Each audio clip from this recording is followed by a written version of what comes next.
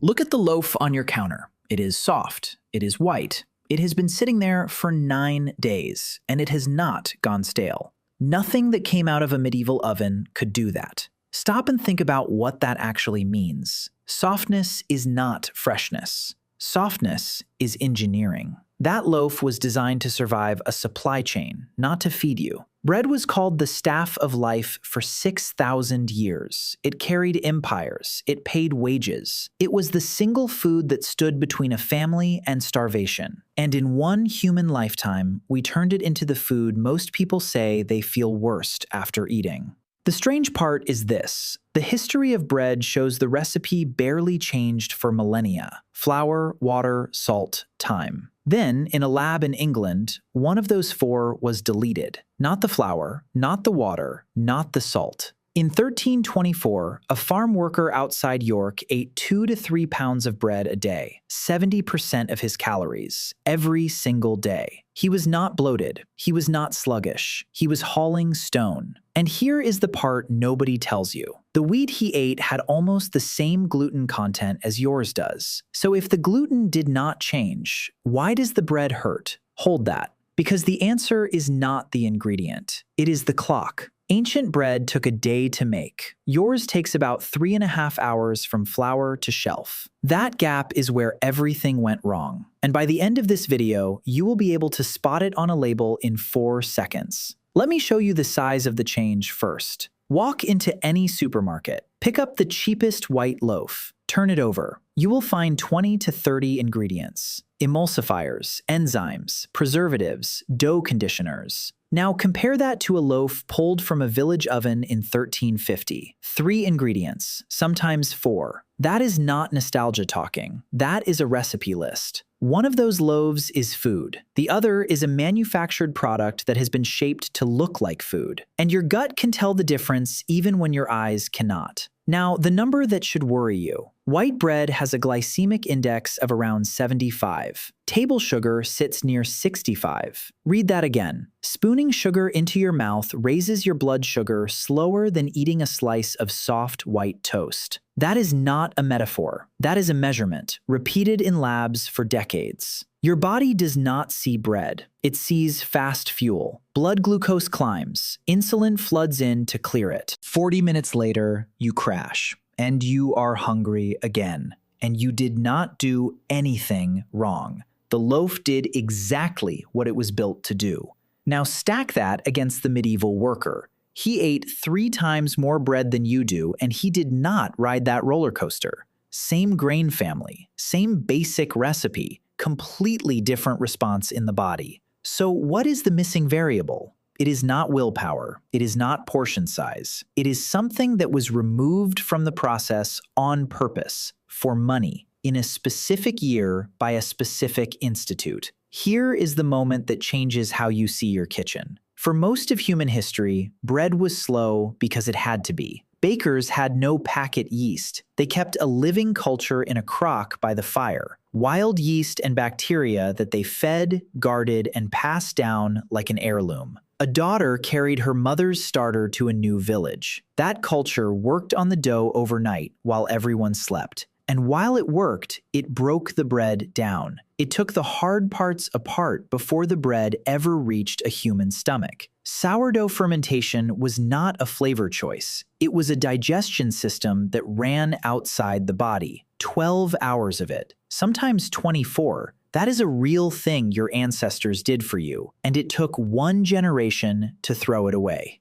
If that lands with you, subscribe right now. This channel digs up the things that were working perfectly before somebody decided they were too slow to be profitable. And what happened next is the clearest example I have ever found. The year is 1961. The place is Chorleywood, England. A research institute is given one job: make bread faster. They succeed spectacularly. The Chorleywood bread process replaces the overnight rise with intense mechanical mixing. Instead of time doing the work, a machine beats the dough violently for about 3 minutes. Add extra yeast, add fat, add oxidizing agents, add enzymes. Now a loaf goes from flour to wrapper in roughly 3.5 hours. It worked. Bread got cheap. bread got soft. Britain adopted it, then much of the world did. Today, the overwhelming majority of factory bread in the UK is made this way, and near enough every industrial white loaf on Earth uses the same logic. Faster mixing, more additives, less time. Nobody hid it. There was no conspiracy meeting. It was just a business decision. But look at what got deleted. Not the flour, not the water, not the salt, the fermentation. The one step that did the work your stomach now has to do alone. But fermentation was the second thing we lost. The first was taken almost a century earlier, and it happened at the mill. Before the 1870s, flour was crushed between two heavy stones turned by water or wind. The whole grain went in, everything came out. Bran, the fibrous jacket, germ, the living embryo, endosperm, the starchy middle. Stone-ground flour kept all three. And that is where the wheat kept its value. The germ holds the oils, the vitamin E, most of the B vitamins. The bran holds the fiber and a big share of the minerals. Then came the roller mill. Steel cylinders, spinning fast, engineered to do one thing brilliantly: separate. The bran gets stripped. The germ gets stripped. What is left is pure white endosperm, which is basically starch. And the miller had a very good reason for that. The germ contains oil, and oil goes rancid. Remove the germ, and your flour lasts for months instead of weeks. Shelf life again. Always shelf life.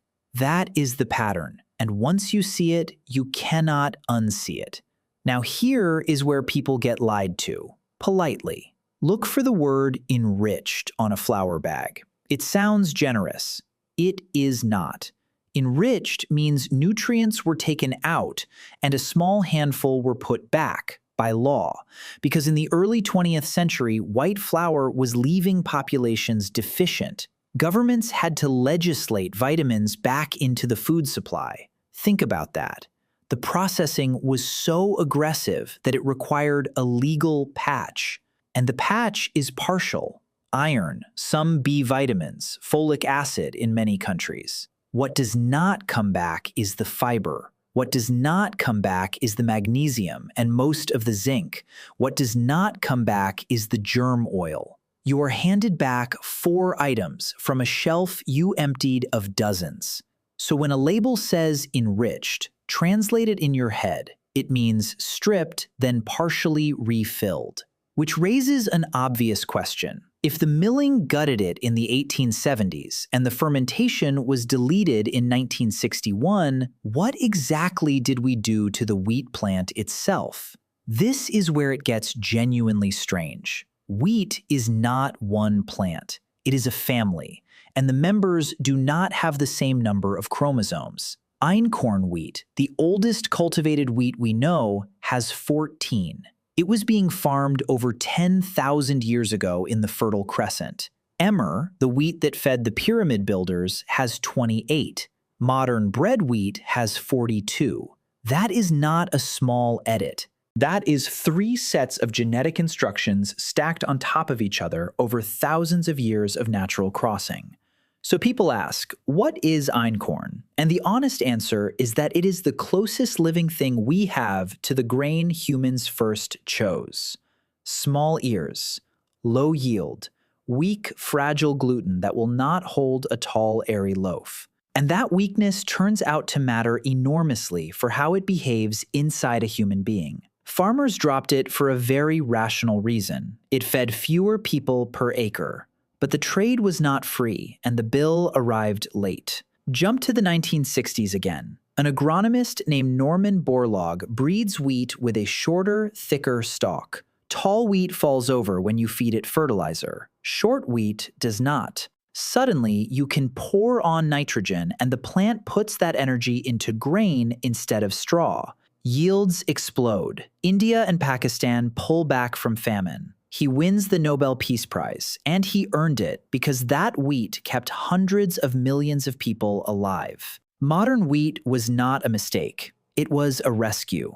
But every breeding program selects for something, and what it selected for was yield, disease resistance, and dough that machines can handle. Nobody was measuring how the protein behaved in a human gut because nobody was asking. Selection is a filter. Whatever you do not measure, you lose quietly. And there is one protein fragment in particular that slipped through that filter without anyone looking at it. Gluten is not one substance. It is two families of protein, glutenins and gliadins, that link up when flour meets water. Glutenin gives strength, gliadin gives stretch. Together, they make the elastic web that traps gas and lets a loaf rise. Now, inside gliadin, there is a stretch of protein researchers call the 33-mer.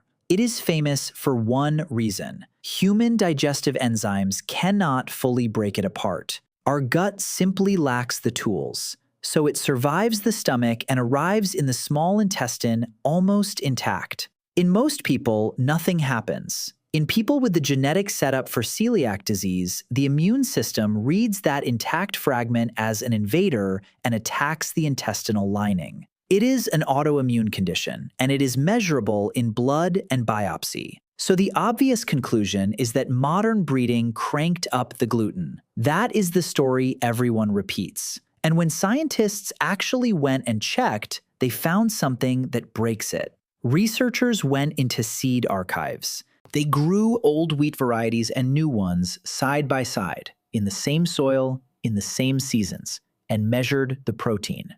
If modern wheat were loaded with extra gluten, it would show up immediately. It did not. Across roughly a century of varieties, the total protein and gluten content stayed remarkably flat.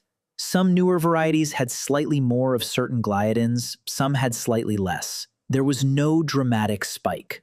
So the simple version of why modern bread is unhealthy is wrong. The wheat did not become a gluten bomb. Millions of people genuinely feel terrible after supermarket bread and fine after a slow farmhouse loaf. Both of those things are true at once. So if it is not the amount of gluten, then something else in that loaf is doing the damage.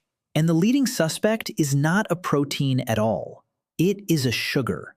Wheat contains chains of fructose molecules called fructans. They belong to a group of carbohydrates known as FODMAPs, which researchers in Australia mapped out in detail. Fructans are not absorbed in your small intestine. They travel onward to your colon, where bacteria ferment them. That fermentation produces gas. Gas produces distension. Distension produces pain, bloating, and that heavy brick feeling an hour after lunch. That is the exact symptom list people describe when they say they have gluten sensitivity. Same complaints, different molecule. And here is the beautiful part. Fructans are food for microbes, which means if microbes get to the dough first, they eat the fructans before you ever do. Give a dough 12 hours with a live starter, and a large share of those fructans are consumed inside the bowl. Give it 3.5 hours of machine mixing, and they walk into your gut fully loaded. Same flour, same baker, opposite outcome. Fructans are only the first thing a real starter removes. Wheat also carries phytic acid, which sits mostly in the bran.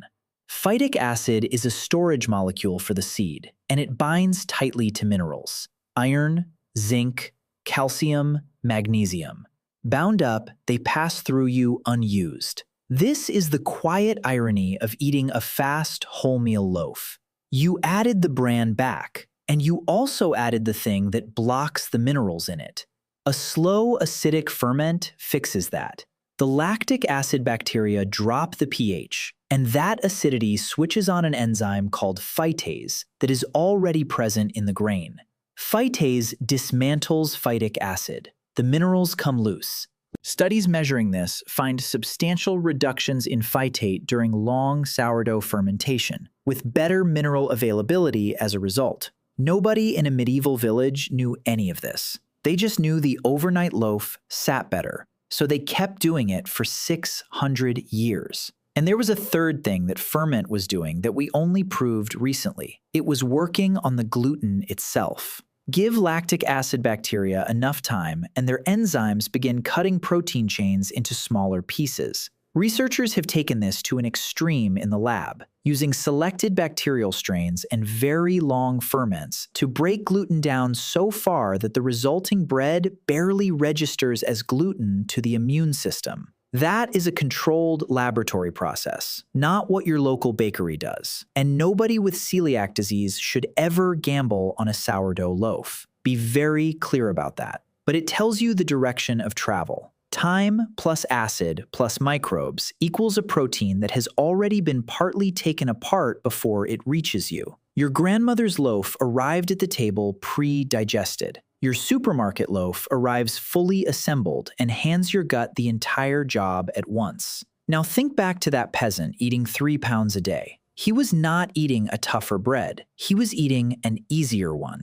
Let me take you inside a real medieval bakehouse because the details matter. Medieval bread started at a watermill, and the miller was usually the most hated man in the village. He took a cut of every sack, and lords often forced tenants to use his mill and no other. Grinding was slow and it ran cool, which mattered more than anyone realized. Heat damages the delicate oils in the germ. Stones turning at low speed barely warm the flour. The grind was also coarse and uneven, and that unevenness is a hidden benefit. Big fragments of starch digest slowly. Fine powder digests fast. Then the dough. A crock of starter, a night by the fire, a communal oven fired with wood, because most homes could not have their own oven, and lords charged for the use of theirs. That whole system was slow, taxed, and inconvenient, and it accidentally produced a bread with a low glycemic load and unlocked minerals. But before you romanticize any of it, you need to hear what that loaf was really like.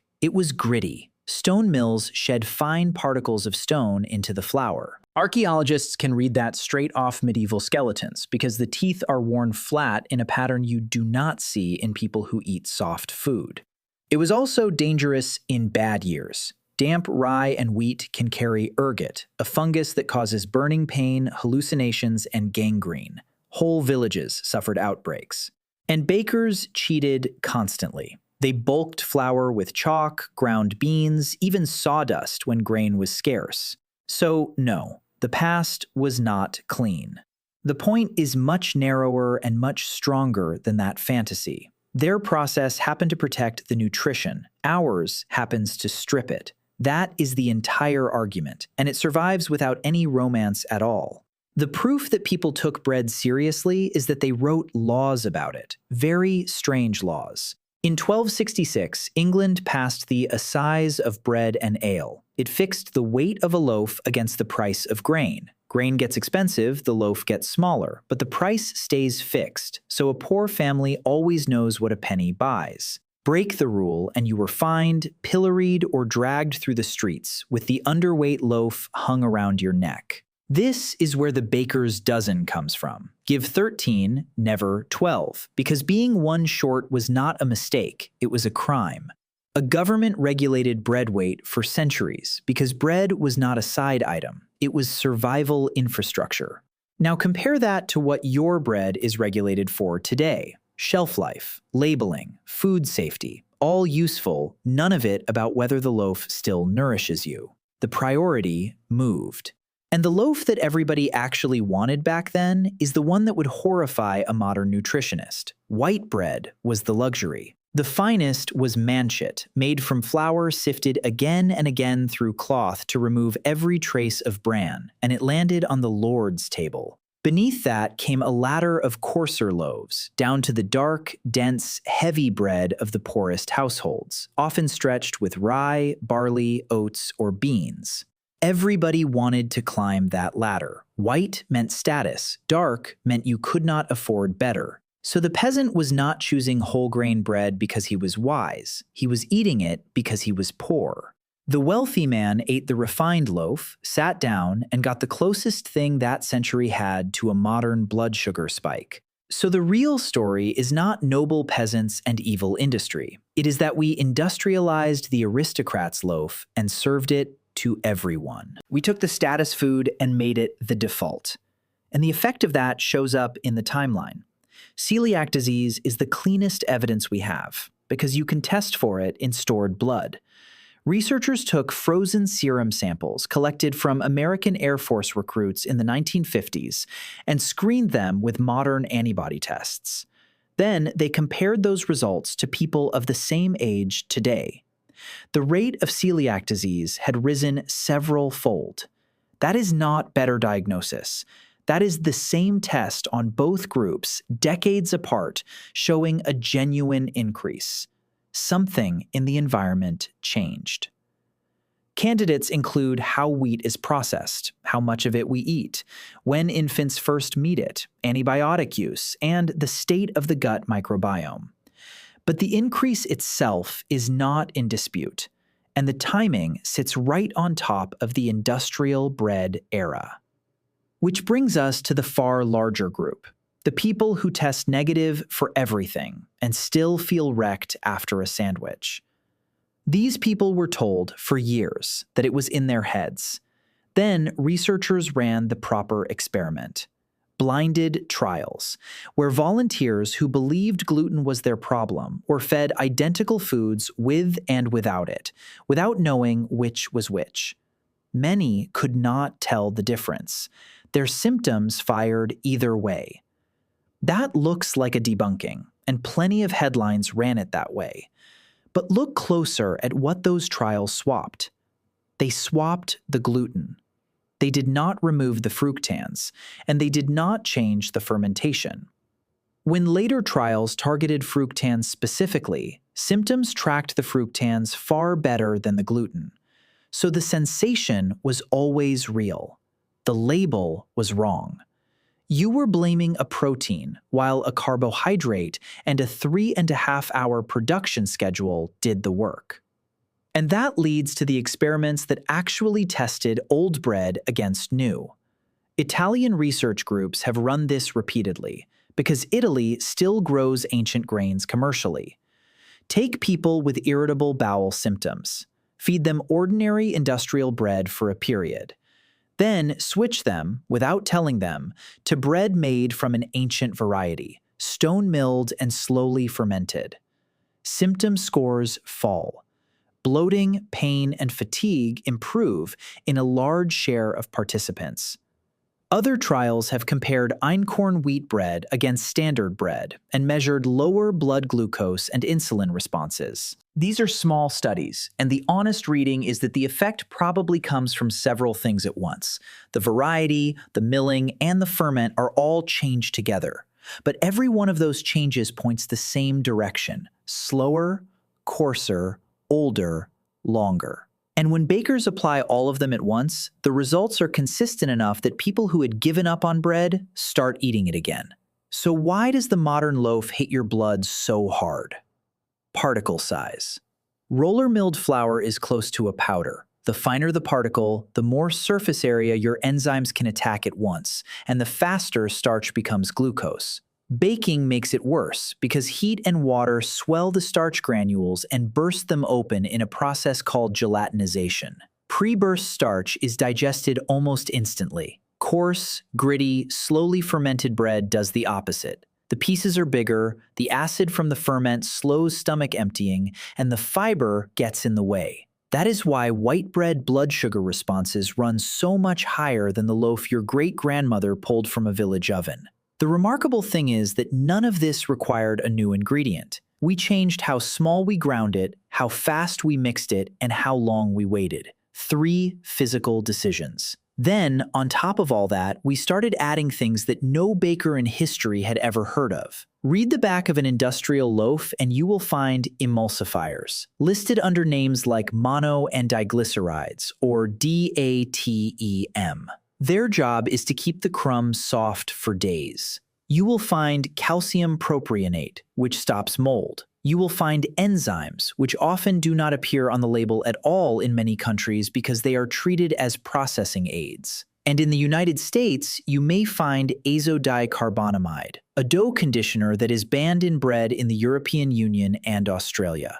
But there is a growing body of research asking whether certain emulsifiers disturb the gut lining and the bacteria living on it. And honestly, that work is still early and contested. What is not contested is the reason they are in there. Every single one exists to make the loaf survive longer and cost less. And the wheat itself gets one last treatment before it ever reaches a mill. In some wet northern climates, farmers spray glyphosate onto wheat shortly before harvest. The purpose is desiccation. It dries the crop evenly so the combine can go in on schedule. Residues can end up in the grain, and testing programs regularly detect them in non-organic wheat products, usually at very low levels. Here, the science genuinely splits, and I am not going to pretend otherwise. The World Health Organization's Cancer Agency classified glyphosate as probably carcinogenic to humans. European and American regulators reviewed the same body of evidence and concluded it is unlikely to pose a cancer risk at the levels people encounter. Make your own call, and know that buying organic flour removes the question entirely. What I will say is this: it is one more step that exists to speed up a timetable. That is the pattern of this entire story, and it is the same pattern the bread aisle uses to fool you. Because the industry noticed you wanted the old bread back, so it built a costume. Walk the aisle and you will see rustic bags, flour-dusted crusts, and the word sourdough on loaves that were never slowly fermented at all. Bakers call it sourfaux. The trick is simple. Mix a normal, fast dough with commercial yeast. Then add a little vinegar or a powdered sourdough flavoring to fake the tang. You get the taste in 90 minutes. You get none of the chemistry. No fructan breakdown, no phytate breakdown, no protein pre-digestion. In most countries, the word sourdough is not legally protected on a label, so this is entirely allowed. And this is exactly why I told you at the start that you would be able to spot the difference in 4 seconds. You cannot do it by looking at the crust, and you cannot do it by tasting the sourness. There is only one place the truth is written down, and almost nobody turns the bag over to find it. Turn it over and read the ingredients. That is the whole test. A genuine slow loaf lists flour, water, salt, and a starter or culture, sometimes a little olive oil. That is the end of the list. If you see commercial yeast on a loaf calling itself sourdough, it was rushed. If you see emulsifiers, dough conditioners, or added enzymes, it was rushed. If you see vinegar or acidity regulators on a sourdough, the tang was poured in rather than grown. 4 seconds. Turn, scan, decide. And apply one more filter while you are there. The word wholemeal or whole grain should appear as the first ingredient, not as a coloring afterthought, because a lot of brown bread is white flour with caramel color added. Real bread cannot hide from an ingredient list. It is the one thing a marketing department cannot restyle.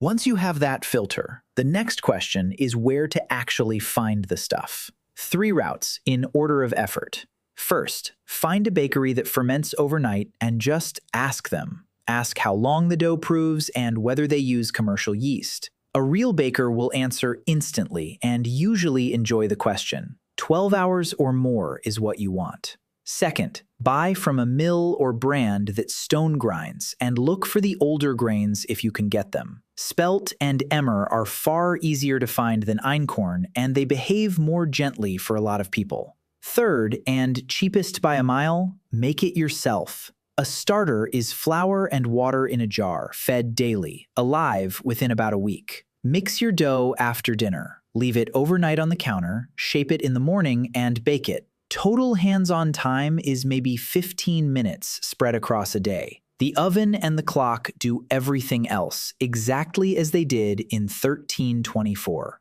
And I want to be straight with you about what this will and will not fix. If you have celiac disease, none of this applies to you. Slow fermentation is not a treatment, and ordinary sourdough is not safe. See a doctor and get tested before you cut wheat out, because testing only works while you are still eating it. If you have a wheat allergy, same answer. And if bread is genuinely the main thing wrecking your day, a proper diagnosis beats any tip in this video. What slow bread realistically does is help the enormous middle group. The people who bloat, feel foggy, and get hungry again far too fast, and who have been told nothing is wrong with them. For that group, the change is often obvious within a week or two. And there is a second, honest limit worth saying out loud. Bread is still calorie-dense, whatever century it comes from. That peasant burned 4,000 calories hauling stone. You probably do not.